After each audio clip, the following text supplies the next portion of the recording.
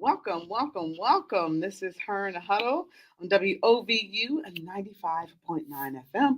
This is your girl Rachel Hill, the first lady of sports, and I am here today. Got so much to talk about. Sapphire's going to be joining me shortly, but super excited to be in the house right now. So we're going to open it up with some Cleveland Cavaliers. And what's going on with the Cleveland Cavaliers right now is that they are in the playoffs. And right now they are 1-0. Remember last year against the New York Knicks, they were not 1-0, they were 0-1.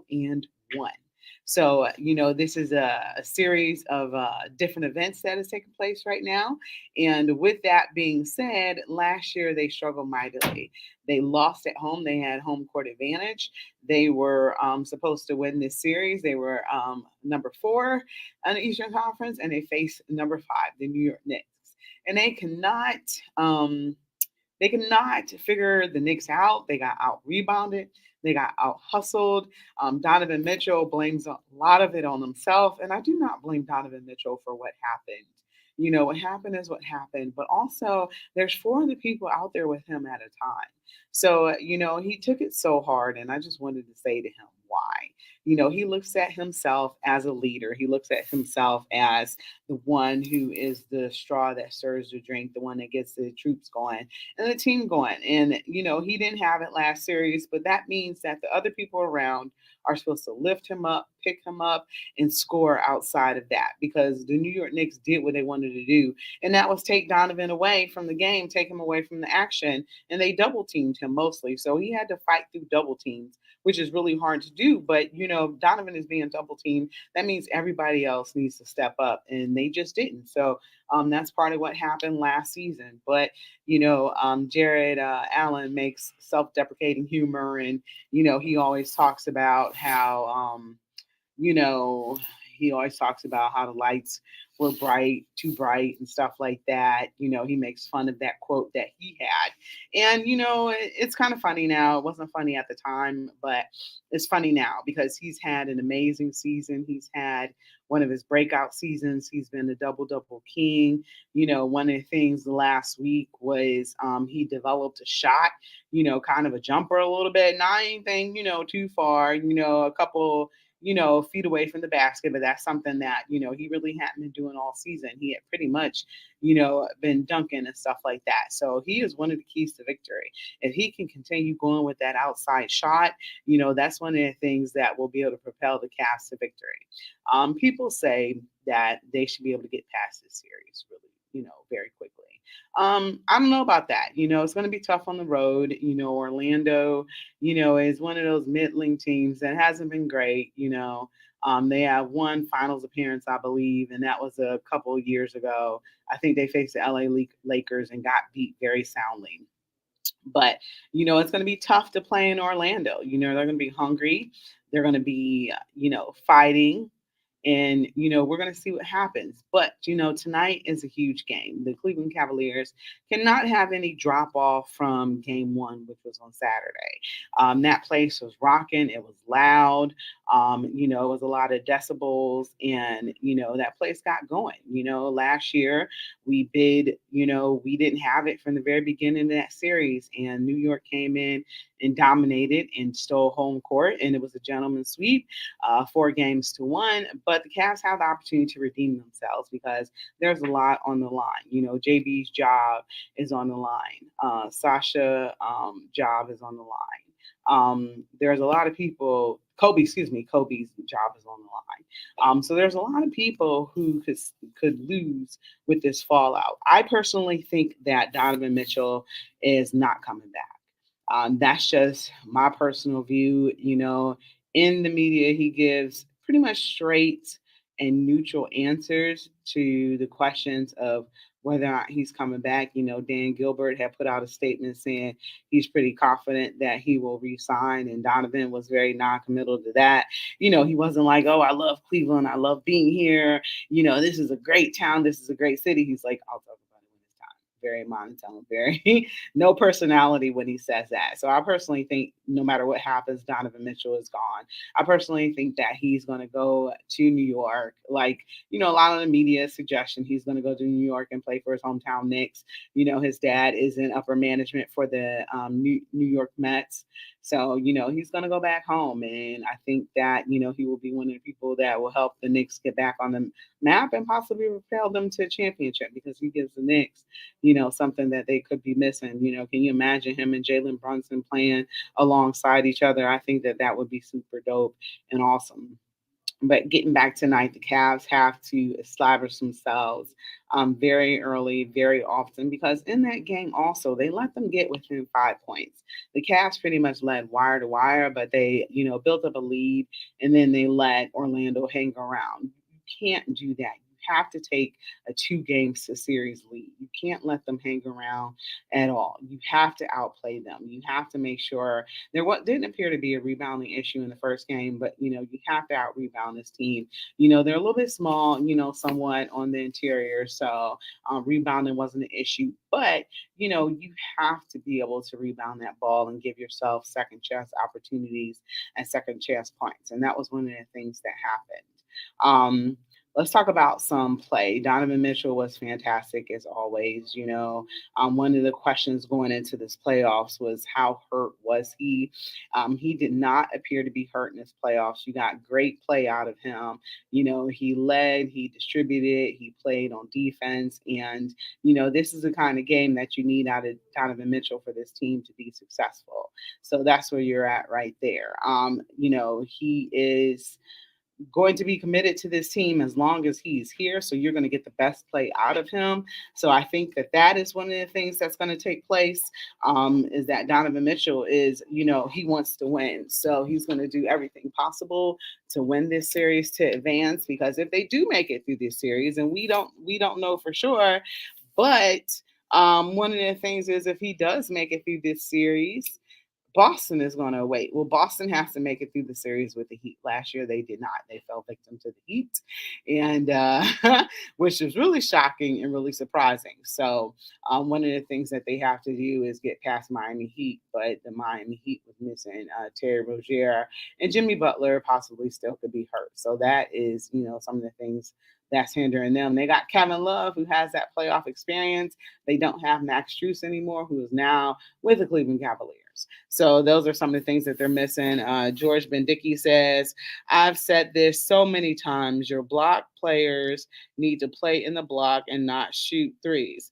I see Mobley shoot another three. I'll scream at my TV and get dirty looks from others seeing me watch the game. Great to see you back on the waves of air. Thank you, George. It's good to be back. We have missed some Mondays.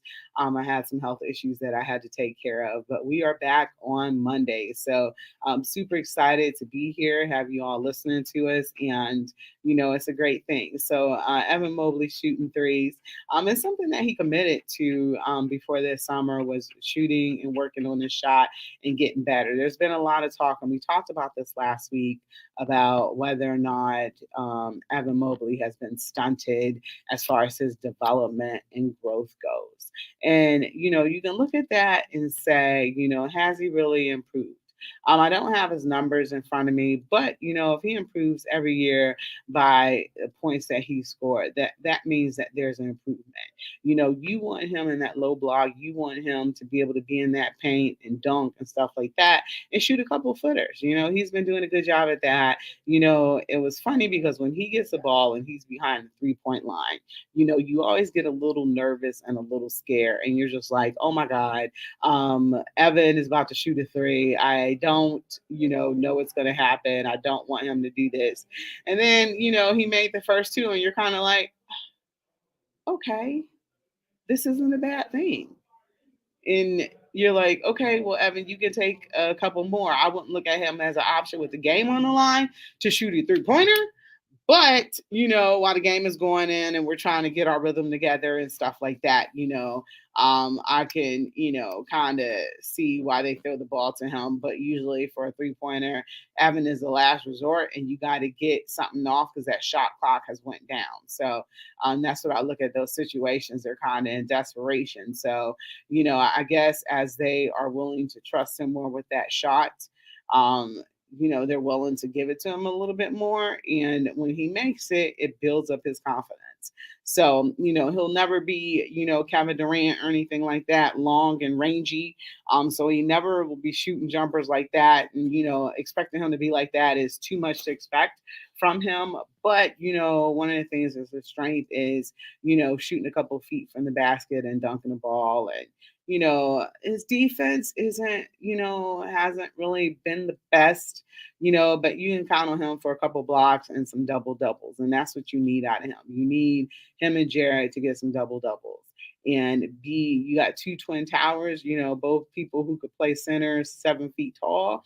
You need them. You need their width. You need their strength to go up against the Orlando Magic because, the Wagner brothers and Mo Wagner got in their heads a little bit last time and, agitated them and kind of had them lose their cool a little bit.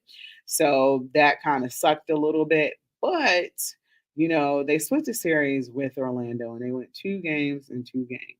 And the last game, Orlando was here in Cleveland, and it didn't go too hot. We lost. So, coming into this series, you didn't really know what to expect based on how this team played last season. So I think there was a lot of trepidation. I think that there was a lot of worry amongst Cleveland Cavaliers fans to see what would they do, to see what was going to happen, because who knows what's going to happen with this team.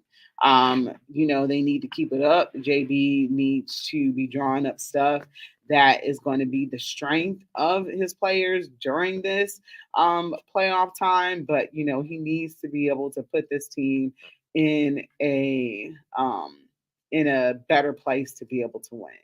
And Kobe Altman has assembled this team because, like, let's be honest, if they don't make it out of the first round, they're both gone. So they are a pair, and they will be replaced if they're not able to make it out of this first round. So this is something that they absolutely have to do.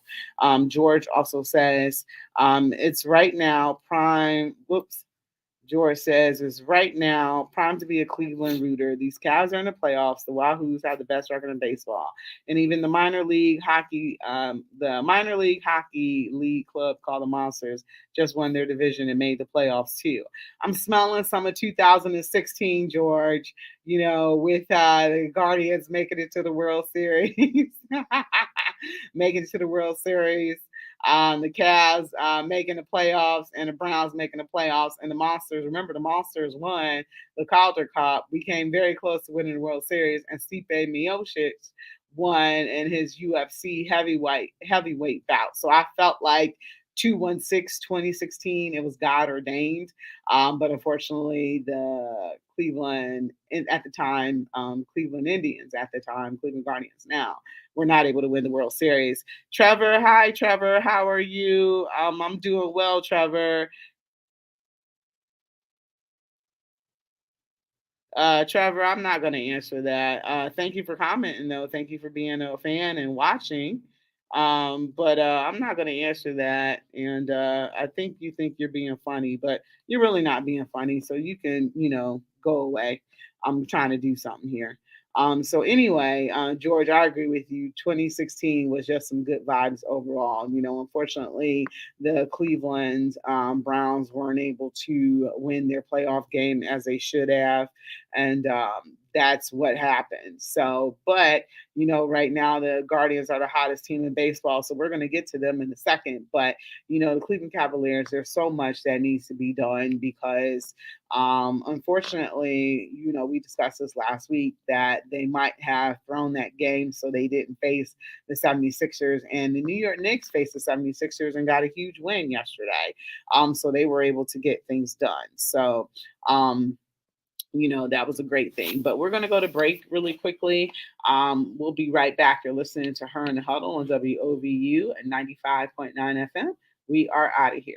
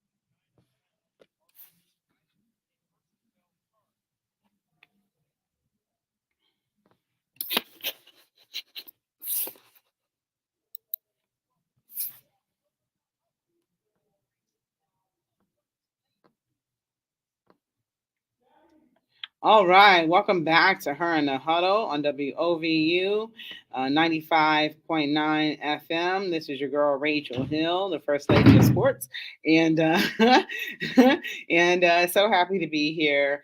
Um, it's a huge day. It's playoffs in the city of Cleveland, and the Cleveland Cavaliers are taking on the Orlando Magic. And the last time they took on the Orlando Magic, it didn't go so well in the playoffs. And LeBron James had to, say one of the games. I might have been game two.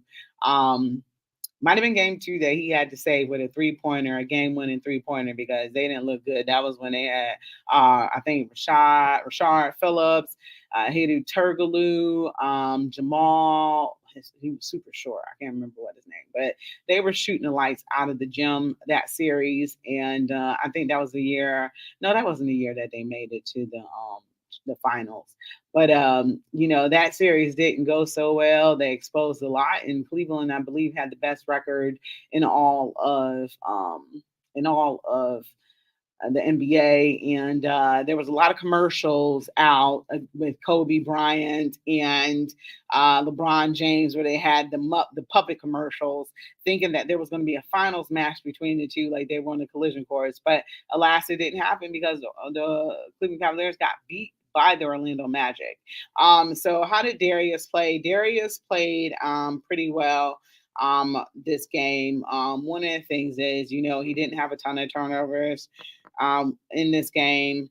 Um, and he, distributed the ball, the best of his ability, and it was pretty good. He got it, trying to get everybody involved. I had some critical and crucial 3 pointers. One of the things is, though, him not dribbling the ball all the way down to 3 minutes and 3 seconds and then trying to distribute to somebody for a shot. So he appeared to get people involved early on. The Cavs look good with their passes as well. So that's one of the things that was pretty awesome is that you got good guard play. You got good guard play out of Donovan. You got good guard play out of Darius. So those are some of the things that you need. In order to be able to win this series. One of the things is, like I always said, I don't like talking about a man's toughness or anything like that. But one of the things is, Jared Allen was able to be tough in the low block. Um, so was Evan Mobley, and they didn't really allow themselves to be pushed around. So that's a good thing. Hey, Mickey, how you doing? Good to see you. Hope you're doing okay. Where is everyone? Kate and Brandy could not make it. I think Sapphire's going to be calling in, but for right now, it is just me, Mickey. So hopefully you are happy with me. It's good to see you. I hope you've been doing well. But one of the things is George's Niang. He was tough the other day. He got into it with people. He wasn't taking any trash. He wasn't allowing this team to be pushed around. So Georges is not afraid to mix it up with anybody, and I like that. One of the things is last year they got pushed around, they got bullied, they got bodied, and Georges Niang said, "No, we're going to be tough." Also, Tristan Thompson is, one of those guys, and Marcus Morris could be enforcer guys, but they're not out there enough to really impact the game or anything like that. But you could use their toughness and stuff like that when they're out there. But right now they're kind of just glorified cheerleaders, so they're getting a lot of money to cheerlead. But I can imagine in the series against Boston, they will be utilized a little bit more because of their toughness and grit.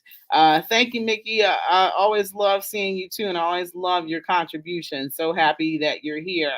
What are your thoughts about the Cleveland Cavaliers versus the Orlando Magic? You think the Cleveland Cavaliers are going to be able to get past the Orlando Magic? I would love to get your opinion on that. So weigh in on that, Mickey. Also, for our listeners as well on the internet, on the internet, you can reply to me.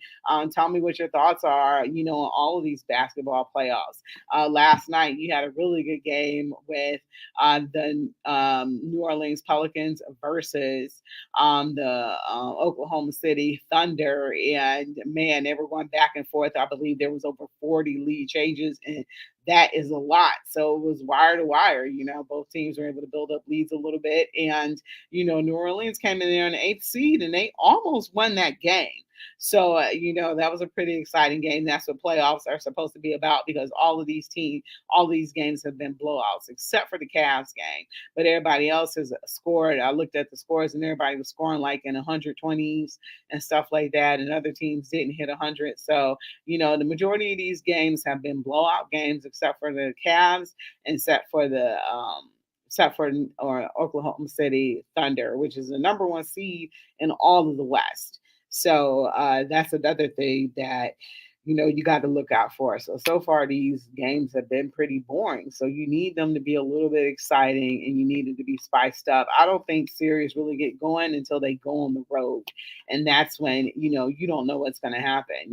That team that's the lower seed usually shows up and out, and I can kind of imagine that when Boston goes to Miami, they're going to dispatch them real tough. But you can never say Miami is ever out of, especially with Jimmy Butler and Eric Spoelstra is one of the best coaches in the NBA. So I just figure that they got something for whoever is coming into play at Miami. You said Mickey says he bet that Cleveland will win. Thank you, Mickey. I appreciate it. That would be a good thing if they did, because if they didn't, they're going to clear house. Like I said before in the show, and like we've been saying it over and over again, there's people's jobs on the line if this team doesn't win, and some players are going to get traded. Personally, um, I think if the Cleveland Cavaliers lose, I believe Donovan will be gone. But in the miracle that he happens to stay, I think that they will trade Darius and move him. So I think that that's what's going to happen. And then, they're going to shop for a point guard or, they need to know what's going to happen, right at the end of the season, though, before the draft starts, because, will they be drafted another point guard? And that's a possibility. Mickey says, you want OKC to lose every game. Why do you want OKC to lose every game? I don't understand that. I kind of, it's a franchise, so I'm torn in that series between the New Orleans Pelicans and also the Oklahoma City Thunder, because neither team has ever won a title. The Pelicans are newer to the NBA. Um, a few years ago, when they had Kevin Durant, they were up 3 games to 1 against the Golden State Warriors, and then they lost that series. I remember I was in Vegas when they lost Game 7 in that series. And then what did Kevin Durant do after that? He went and joined the Warriors, which was just crazy to me. So I always feel bad for Oklahoma City. Then when they had James Harden, he never performed in the playoffs as well, so they struggle with that. Um, Oh, okay. Yeah, James Harden struggled, and he was not the James Harden that he was today, even though he was a pretty good player with OKC, and was unable to pretty much tribute. He, pretty much was dead in the water when it came to the playoffs. So there wasn't anything that he was doing to help that team. And I think a lot of people, in a lot of fans, probably Oklahoma City, probably will never forgive him, but it is what it is. And, they couldn't get past the Warriors. And that was when the Warriors were, who the Warriors are not right now, because it's pretty bad for the Warriors and they didn't even make the playoffs. So I don't know what's going to happen with that franchise. I don't know what's going to happen with Draymond, if he's going to be returning, or what are they going to do. We'll see. One of the things is Donald Trump always says we'll see what happens. So one of the things is I can say, and I'm repeating him, but we'll see what happens. We'll see what happens with the Golden State Warriors, what they're going to do. I don't ever want to see them to break up, that core, the big three of, Steph Curry, Klay Thompson, and Draymond Green. I don't ever want to see that be broken up. I think it's great. But, right now they're not winning. So George says, could you see either Tristan Thompson or Marcus Morris making an impact on any games in this season in certain situations? And I don't really think we're going to see them much this series. And that's okay, because if they can get it done without using them, I look at them as not desperation players, but players that you put in when you're trying to make a statement or assert yourself in some way because they don't really have it offensively. I know when Marcus Morris came in his first game as a Cleveland Cavalier, like his first shot and make was a 3 pointer. I guess people had the expectations that, he was going to come off the bench and be able to contribute a lot. But he's on the downturn of his career. Same thing with Tristan Thompson. And, they are there to be motivational pieces for the younger guys. They've been in the playoffs before. Tristan Thompson is a world champion with the Cleveland Cavaliers. He's been through that system. He knows what it's like. He's going to be able to be in the ear of the younger players. It's about his tutelage now, as opposed to his game in the NBA. So I don't want to call them enforcers, but they are those tough guys. They're extension of Georges Niang, where Georges isn't afraid to come in there and assert himself, push people around, get in people's faces, and let them know I'll kick your butt. They are extension of him, and I believe that they will do the same thing. So that's okay too. I don't see a problem with it, but I don't really think that they're going to be able to really impact the game that much because they're just old and they don't have it anymore. And no offense to them, they still have contracts and they're still playing in the league, but um, you know, they're not going to have any impact. I don't think. I think that they will be utilized more in the Boston series if we make it past the Orlando Magic, because you got to get some bodies on Porzingis. So I imagine Tristan Thompson, getting in there a little bit more, playing against him because Porzingis is so good in the low block. But that will be Jared Allen's assignment. So Jared has to work on his defense and play better defense. So I think that you'll see them more in that series when we get to that. Mickey says he said that because OKC was a Seattle team, and he says, but I think Seattle will get a team in 2026. I'm hoping for Seattle to get a team. It's just kind of weird that they have a football and baseball team, and they always had the Seattle Supersonics. So, Mickey, let me ask you this: if they do get a team, do you want them to have the yellow and gold uniforms that the Supersonics used to have? Do you want them coming back like that, or would you rather have them come up with a new color scheme and stuff like that, or do you want them to be like the Cleveland Browns, where they got to keep the name, the colors, and all that other stuff? So riddle me that when you get a chance. But yeah, I want Seattle to get another team. I think that that would definitely be awesome, and I think that that means that they would have to have two teams. I wish every city in America could almost have a team. Like every big city in America could have all three sports teams. I definitely think that that is awesome, and that is something that I would love to see, but I don't think it's going to happen. But I definitely want a team to come back. Mickey says you think 2025 that they're going to have it, because I haven't heard any grumblings or whisperings. Have you, Mickey? You've heard about 2025. I haven't heard anything, and they need to start making those announcements because they need to do that. Are they still using that arena, Mickey? Is that arena still there and in use, or has it been torn down? And you said you want them to keep it all. I can see that. That's I can see them keeping it all. I think that would only be fair. But I think the fans there feel kind of scorned, and they just want something new and don't want to be reminded of the old franchise. But I understand people like yourself will want to keep that around. So we're going to go ahead and take a quick break. You are listening to Her in the Huddle on WOVU 95.9 FM. We'll be right back.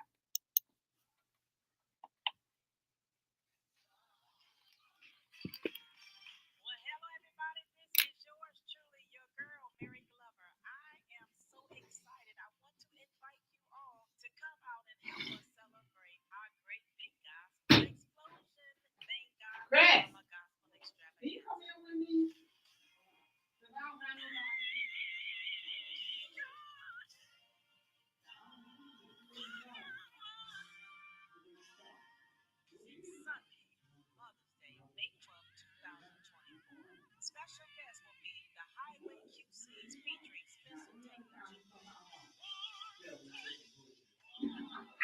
Not you. You don't say bullshit. Oh, you fine. You talk about your which now? You at 6:30. So you talk about the Guardians and the Browns, right? You got a whole thing about the Guardians. You got a whole thing about the Browns. This is where you give your opinion. This is give Rachel opinion, not the consensus opinion, not what the people stand, not what the damn sports radio show that you listen to, not what ESPN say. What Rachel thinks in her heart. I don't even watch it. What you think in your heart, that's what you're talking about. So what's next? The Guardians? A little bit more calf. And Yeah, then the Guardian. Guardians are 15 and 6. We need to talk about that. Whatever they were. Okay, I will. But now your honest opinion, what you think, not what your theories, not what the consensus theories are. Yours. That's where you get busy.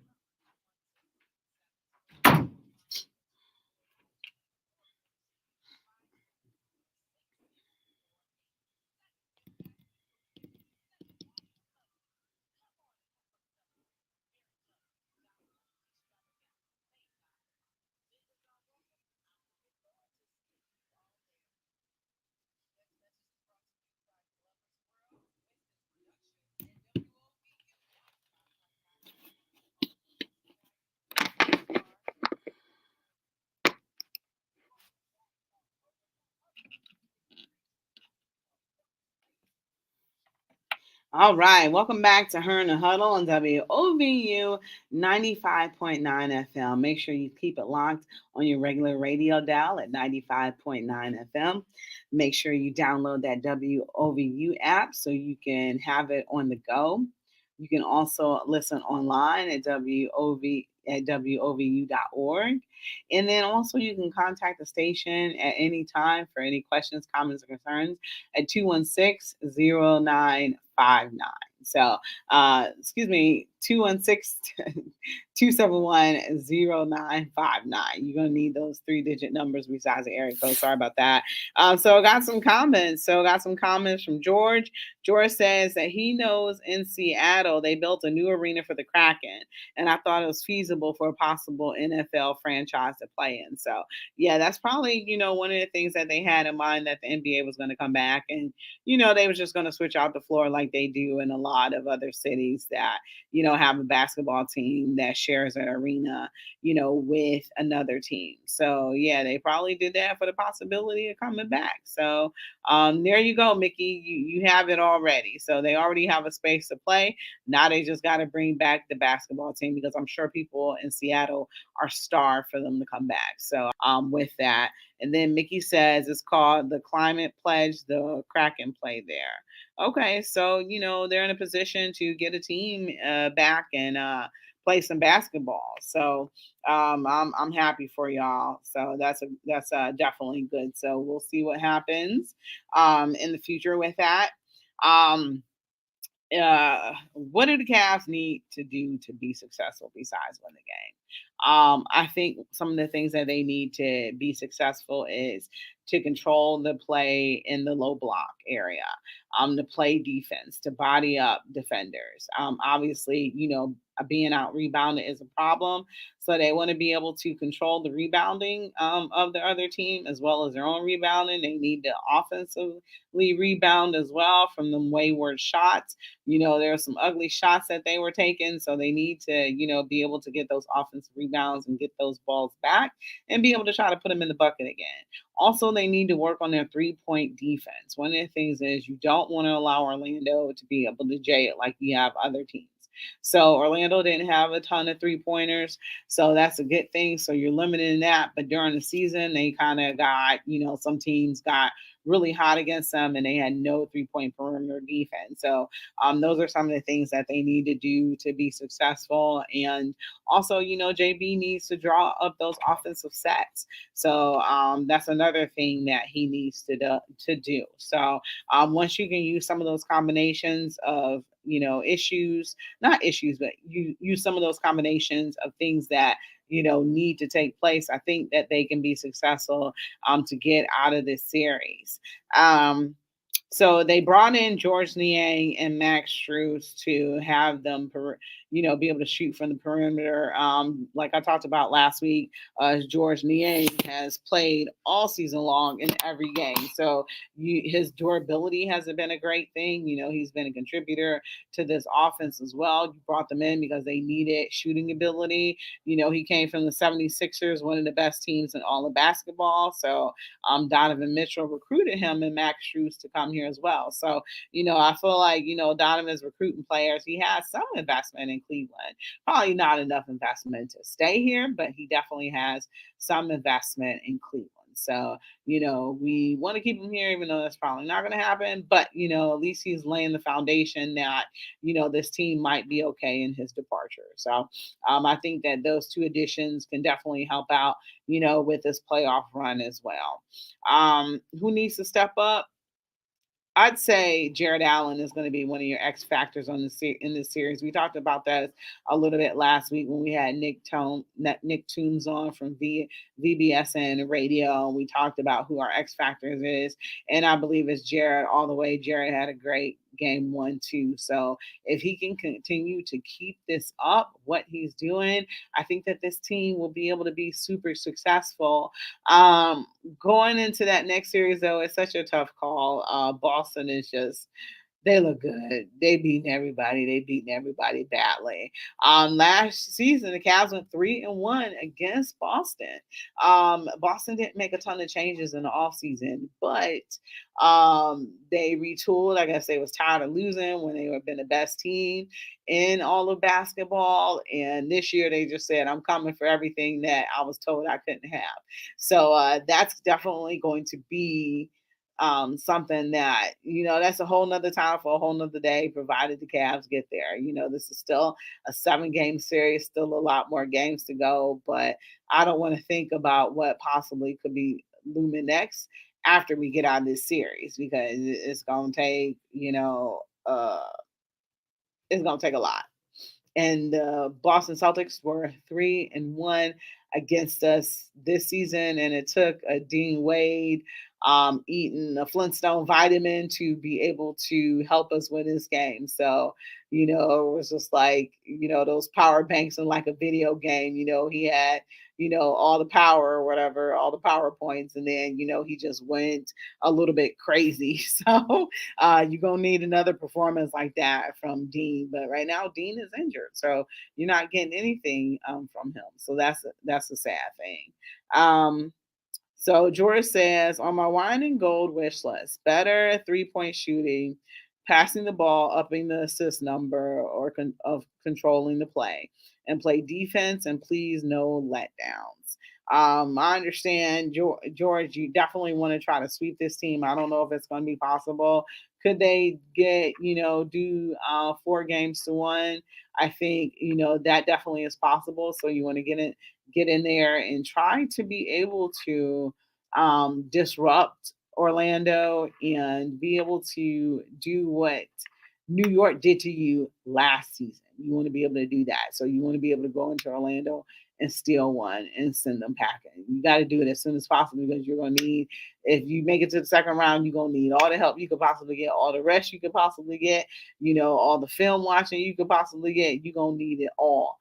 So that's where we're at right there. So it's better to go ahead and knock off the Magic as quickly as possible. So I agree with you, George. Better 3-point shooting. This team wasn't the best 3-point shooting all season long. 3-pointers with this team is just, it looks so easy with other teams, but it seems so difficult with the Cleveland Cavaliers. And we say that about the Browns too. Like, every team makes everything look so easy. 3-pointers with the Cavs are premium. Not the best 3-point shooting team, but also on the opposite end, as I mentioned a couple minutes ago, they have to be able to defend the 3-point line. And they're not going to be able to shoot a whole bunch. Well, they're not going to make a whole bunch of 3-pointers. They better defend that 3-point line so their competition doesn't do the same. doesn't make a whole bunch. So those are things that turn the game as well. Passing the ball up in the assist number, yeah, we got to do better with that. No dribbling down to just a few seconds left and then try to distribute the ball, because that doesn't give you a quality shot. So I definitely think that that's something that you got to be able to control that. Assist numbers, yeah, passing the ball helps people get assists, and also quality shots. Put your teammates in a position to be successful as well. It's not just JB's doing; it's the players that are out there as well. They have to put their teammates in a position to be able to have quality shots and stuff like that. And a lot of that is controlled by Darius Garland. He's your point guard. Donovan Mitchell is your shooting guard. He is not, the one that, is typically taking the ball up, determining, what is going to be done offensively. That's Darius. So Darius has to, make better decisions and, be in control, be that floor general that he needs to be. And once he gets that, once he steps up, I think this team will be okay. George, we're going to switch and pivot a little bit. We're going to talk some baseball. So I know you're super excited to do that. The Cleveland Guardians are right now the best team in baseball. It is very early, as DJ Chris Styles has told me. They've only played 22 games and they haven't played anybody. So I'm not listening to him because you can't tell me nothing right now. I am in heaven with this team. I'm totally loving it. Right now, they're just playing amazing. They just got a sweep of the A's. And then when they started off the season, they started off the season. Did they start off the season in Oakland or Seattle? I think they started off the season in Oakland and they took 2 games out of 3. So that was something that definitely was a great thing to see. You want to open the season, you want to open the season strong. So that's something that they've been doing. Then they went in Seattle and stole, I believe, 2 out of 3 against Seattle. And then, they've just been winning series. They was able to go into Boston and take 2 out of 3, 3 out of 4 against Boston. And they had this great game that went into 11 innings and they rallied behind. Boston had kind of been winning. Oh, no, the Guardians had been winning and then they let Boston catch up and the Boston lead. And the Cleveland Guardians just kept battling behind. So the only, stumbling that they really had was against the New York Yankees. And I think, it's so young in the season. And, this team is learning how to play together. They were terrible. They were horrible in, preseason play. So, they were terrible. So, I wasn't sure how the season was going to go. But right now, Stephen Vogt has these players playing. He has them believing in themselves. There's a different vibe in the locker room and clubhouse. And, you can tell the players are loving it. Mickey says Oakland sucks. They're moving. Yeah, Mickey, I know. I feel bad. I don't want that team to move. But, it's just, these owners in baseball, these billionaires, they don't do people right and they don't care. All it is about is money in their pockets. So they're not going to do what's best for the fans. And, Oakland pretty much doesn't have any teams anymore. They got the Raiders who moved to Las Vegas. It seems like the Oakland A's will be moving to Las Vegas. So everybody moving to Las Vegas, and you got Golden State, which I guess is in Oakland, I guess. So they're probably not going anywhere, but they just had a new arena built too. So but they're the closest thing to Oakland. So, I think it's terrible how those teams are leaving. And we definitely feel sorry for the fans because we know what it's like to have a team leave. So that kind of sucks more than anything. But, I am hopeful that they will be able to get their teams back. Mickey, did you root for Oakland at all? I know you're out there in Seattle, but did you ever root for Oakland at all? Um, Mickey says the team has a possible possum living there. Oh my God, Mickey, you so silly. They got possums living at the stadium. Well, the Cleveland Browns one night, the night not Johnny, excuse me, the night that Brady Baker Mayfield started. That night that what is his name? I forgot what his name is. Sorry, I just had a brain freeze. Tyrod Taylor went down against the New York Jets. Baker Mayfield came in that game and pretty much won like our first game in 2 years. But there was a possum that was discovered in the stadium, and they called it the rally possum. So nobody know how I got in there, but somebody caught it, held it up. They got a picture, but the rally possum was a big thing. Like T-shirts were made and stuff like that. So sometimes possums could be a great thing and be good luck for you. So we had our little rally possum. So yeah, they're first in the Central Division and the best record of baseball. They have faced some teams that have been kind of mediocre, and that's okay too. But they did what they needed to do, and that was absolutely win. So you can only play the teams that are ahead of you. And you can only play the teams on your schedule. And they will play every team in all of Major League Baseball. But, so they started the season in Oakland and they took 3 out of 4 games in Oakland. Then they went to Seattle and took 2 out of 3 games in Seattle. They went to Minnesota and they won 2 out of 3. The last one was postponed due to rain. Then they played against Chicago opening series. Um, for the home opener, and they won 2 out of 3 with that. With the game against New York, it was supposed to be a 4 game series that was postponed, so they lost 2 out of that series, and they won 3 out of the 4 against Boston, and they just swept Oakland. So they have Boston coming back into town next week. So Boston is going to be on a revenge tour. So they are going to want to win, and they're going to want to win badly. So that is, one of the things Boston's going to want to come back and do some damage. So they are welcoming them for a 3 game series. Then you have the Atlanta coming in.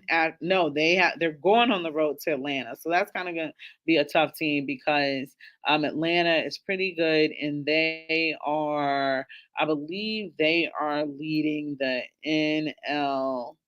Um, I believe that they are leading the NL East right now. So let's check that out.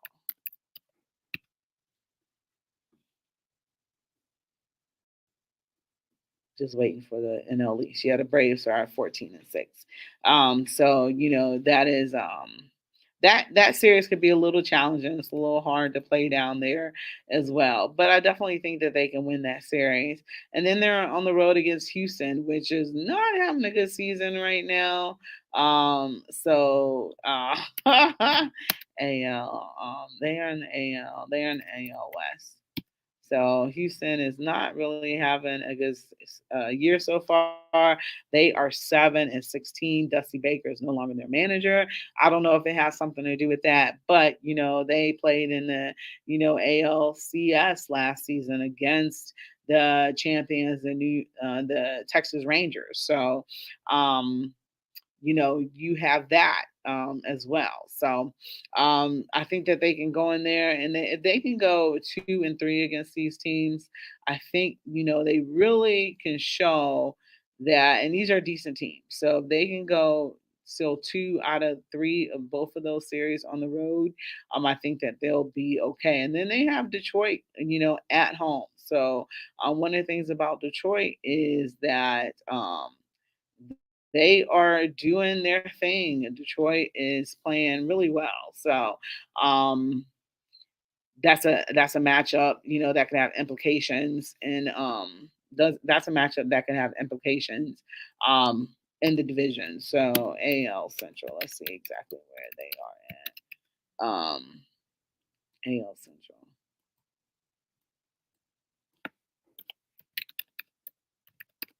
All right. Let's see where. So the Tigers are right in the middle. They were keeping up with the Guardians, but they are now in third place.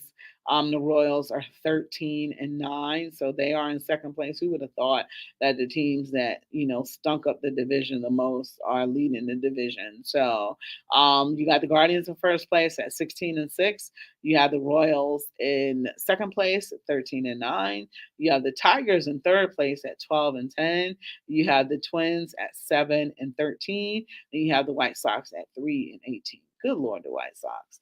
All right, we're going to take a quick break right quick. You are listening to Her in the Huddle on WOVU 95.9 FM. We'll be right back.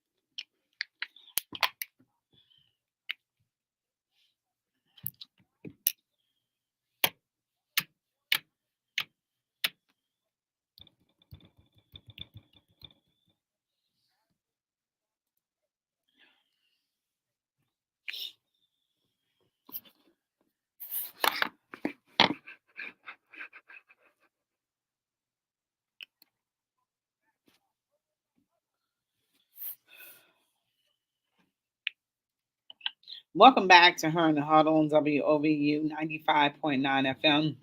We only got a few minutes left. So we're going to talk, we're going to finish talking Guardians. And then next week when we come back, we're going to talk um, Browns because the draft is this weekend. So that is going to be a huge thing. There's no picks in the first round, only picks in the second round and after that. So we're going to go from there. So we're going to talk about who they drafted. So we'll have some great information. Kate is going to the draft. So, she'll be able to come back with some really good information for us about what the Browns did over the weekend. All right. So right now, back to the Cleveland Guardians. This team is, just balling out right now, and Stephen Vogt seems to have the formula as of right now. So that's definitely one of the things that's taken place. Maybe the Antonettis, Chris Antonetti, found the right guy. I'm sure it was an extensive and exhaustive search. And, replacing Tito is something that, probably was very hard to do. But they were able to get it done, and so far it appears to be working out. Now Tito is still a consultant with the team. We're unsure of what capacity he serves, but he still works with the team. So that's super cool, and they can lean on his baseball expertise, and that he has been. He has been in Stephen Vogt's ear, helping him become, the best, helping him in his young managing career and guiding him and probably helping him try to be the best manager that he can be. So that is super cool. One of the things that, is that he's just doing a really great job so far. The guys keep talking about, the vibe that's in the clubhouse, how much they like it, how much they like, playing for each other. They call each other's brothers.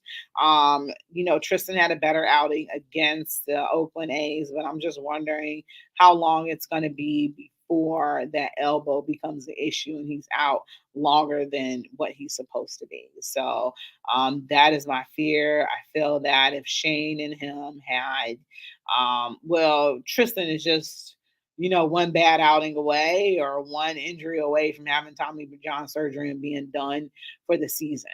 And you could tell it is affecting his pitching, against Oakland. The third pitch he threw was a home run and he appeared to settle down after that. But that injury is there. It is going to linger, and I don't want him to have Tommy John surgery because that would be 2 years that we didn't have him. And we need him in order to be able to make it to the postseason, in order to be able to make it to a deep postseason run.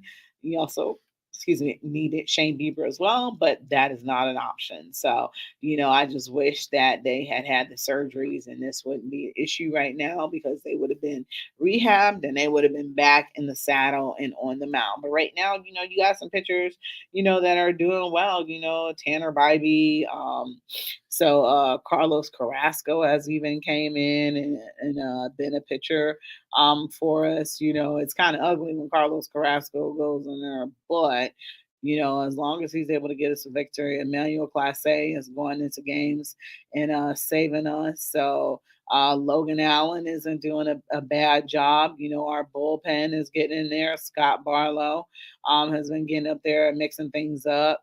Hunter Gaddis has, done okay so far. Nick Sandlin has, been part of that bullpen and, has performed well. So, you're getting that quality pitching, but you don't want that bullpen to be gassed because you want your starters to be able to go into at least 6 innings. So that's what you want. And they're off today. So there's no game today because it would be traffic gated with 2 games going on at the same time with the Browns, and not the Browns, excuse me, but with the Guardians and the Cavaliers playing. So it'd be pretty bad in downtown Cleveland. But it's going to be okay.